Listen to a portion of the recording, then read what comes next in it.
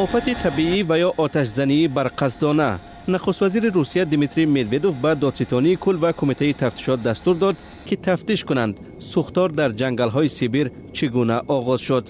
از جمله این فرضیه را نیز سنجند که جنگل را بر قصدانه آتش زدند تا که وسعت جنگل بروی غیر قانونی رویپوش شود یا چیزی دیگر.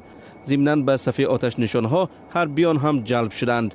به محل سوختار 10 هواپیما و 10 چرخبال فرستاده شده است.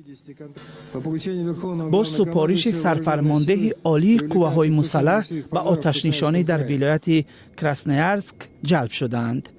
عین زمان بنا به اطلاع وزارت حالتهای فوق‌العاده آتش مساحت بیش از 3 میلیون هکتار جنگل را فرا گرفته است. معمولا این گوشه های دوردست و به آدمی تایگه است. محض به همین خاطر مقامات تا چند پیش به سوختار نشانی شروع نکردند، چون گفته میشد در آنجا ساکنان نیستند و این کار از جهت اقتصادی فایده آور نیست. آژانسی فدرالی ذخیره های جنگل میگوید حالا تنها در مساحت 116 هکتار سوختار نشانی ادامه دارد.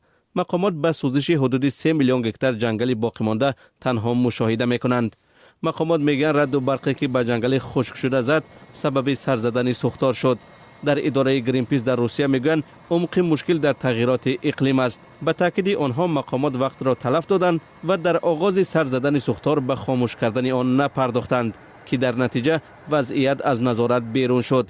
در رسانه های محلی منطقه سیبیر و اورال باشد فرضیه قصداً آتش زدن جنگل از سوی قاچاقچیان چوب زیاد مطرح می شد.